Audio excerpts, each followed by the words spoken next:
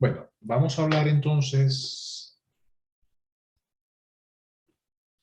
de la teoría de la doble resistencia como la teoría más generalizada para explicar lo que ocurre en la transferencia de masa entre dos fases, ¿ok?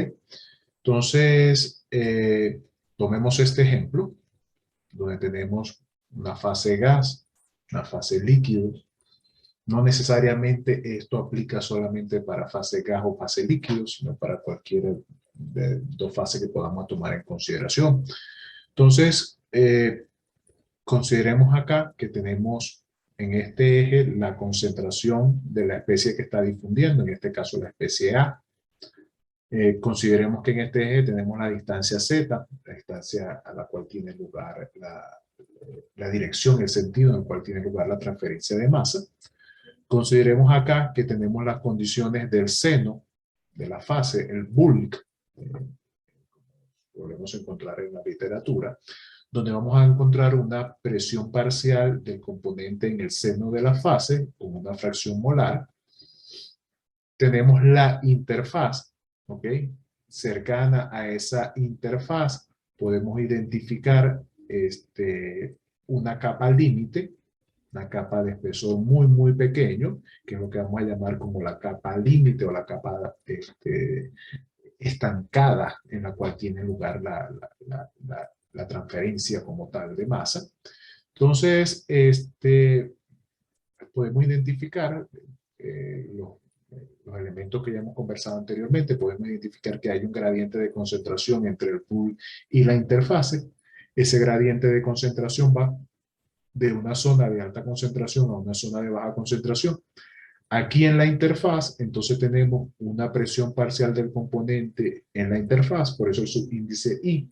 Habrá una fracción molar del componente en la interfaz. Y entonces, como vamos de una zona de alta a baja concentración, el transporte de materia va en esta dirección, va en este sentido.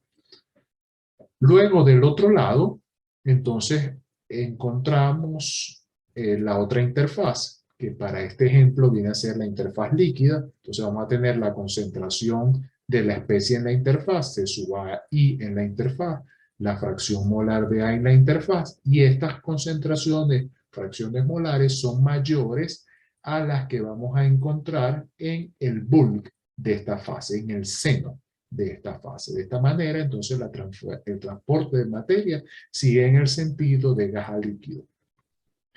Este ejercicio lo podríamos haber hecho en sentido contrario y no pasa nada, ¿ok? Podríamos haber hecho un ejercicio donde la transferencia fuese de la fase líquida a la fase de gas y entonces podríamos haber dibujado, por ejemplo, de esta manera el transporte y entonces en este caso el sentido sería contrario. Lo importante es que los elementos que identificamos en la teoría son los mismos, ¿ok? Vamos otra vez a colocar aquí esa interfaz, esa capa estancada.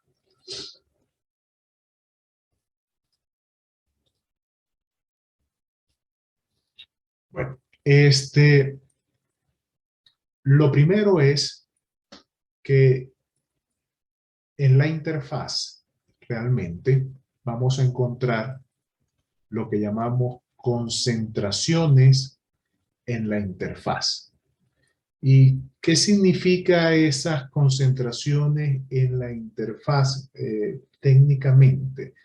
Técnicamente viene a ser la concentración que hay de la especie en una de las fases en esa interfaz, y esa concentración viene referida como, por ejemplo, si hablamos en términos de fracción molar, como el valor de la fracción molar cuando nos aproximamos en un punto coordenado a esa coordenada que hemos referido como cero. ¿Ok? Tomando cero porque aquí encontramos una distancia, aquí encontramos otra distancia y en ese punto intermedio el eje coordenado tiene un valor de cero. Entonces no es más que el valor de la fracción molar que tiene el compuesto cuando nos aproximamos a esa región del espacio que denominamos interfaz. O sea, realmente es un límite en sentidos matemáticos porque no es un valor que podamos cuantificar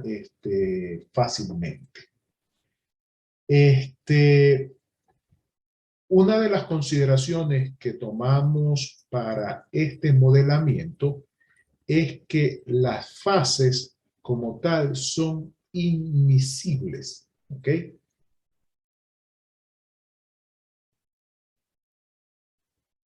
¿Qué significa que las fases son invisibles? Que ellas están en contacto, están involucradas, pero únicamente el movimiento de materia entre las dos fases corresponde a la especie o a las especies que se transfieren.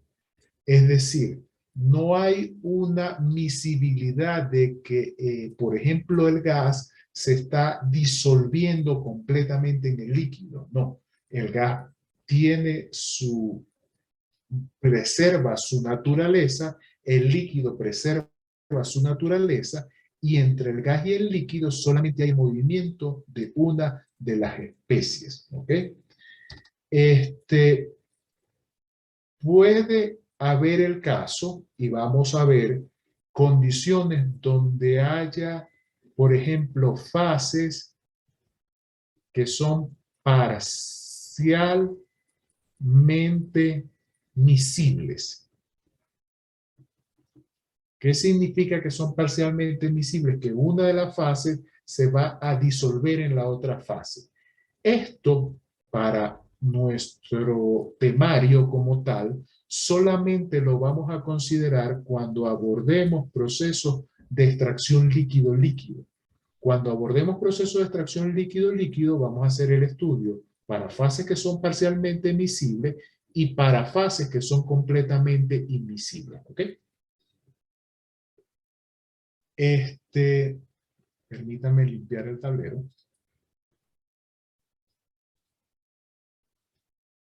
¿Cuál es el problema de esta aproximación o teoría? ¿Ok? Es cómo definir la condición de equilibrio. Y es allí donde entonces nos aproximamos a una condición de equilibrio termodinámico. Es decir, venimos y decimos, bueno, acá en la interfaz vamos a considerar que existe una relación de equilibrio, una relación de equilibrio termodinámico. Esa relación de equilibrio termodinámico va a terminar siendo una ley de equilibrio, donde en este caso, por ejemplo, la fracción molar del compuesto en una de las fases va a ser función de la fracción molar del compuesto en la otra fase. Una función que va a venir determinada por las condiciones que definamos para el equilibrio. ¿Qué significa condiciones que definamos para el equilibrio? Por ejemplo, si estamos en un proceso de destilación, vamos a decir, bueno, definir que podemos definir que esa interfase viene entonces definida por la relación de equilibrio líquido-vapor a las condiciones de presión y temperatura que definimos el sistema. Si estamos en un proceso, por ejemplo, de absorción con B, vamos a definir, bueno, la relación de equilibrio entre la fase gaseosa y la líquida puede venir determinada, por ejemplo, por la ley de Henry.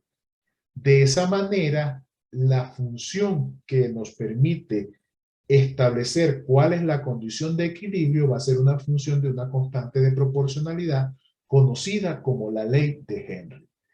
Entonces, una de las mayores, yo no diría simplificaciones, sino formas de facilitar el trabajo, es considerar que esa interfaz se encuentra en equilibrio. Al encontrarse en equilibrio, va a estar gobernada por una ley de equilibrio, y esa ley de equilibrio va a depender ¿de qué? De la condición que establezcamos en función del proceso. Si es una absorción, si es una extracción líquido-líquido, si es una absorción con D, si es un proceso de destilación. Por ejemplo,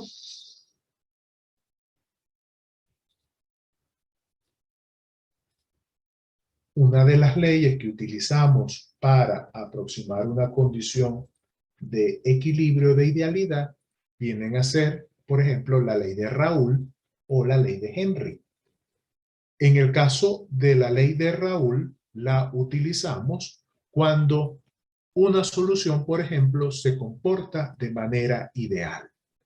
¿Qué implica que una solución se comporte de manera ideal?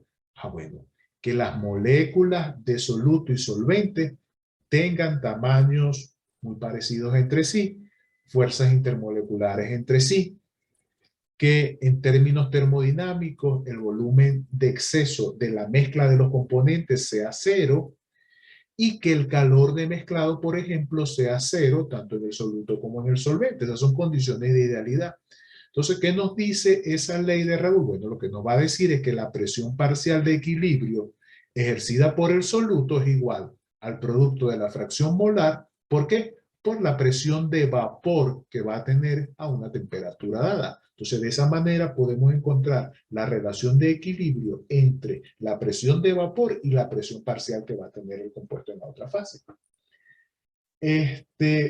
Cuando el sistema se aleja de la idealidad, entonces ya ahí entra en juego la constante de Henry, la ley de Henry como tal. Y es el caso más general porque la mayoría de las soluciones no son ideales.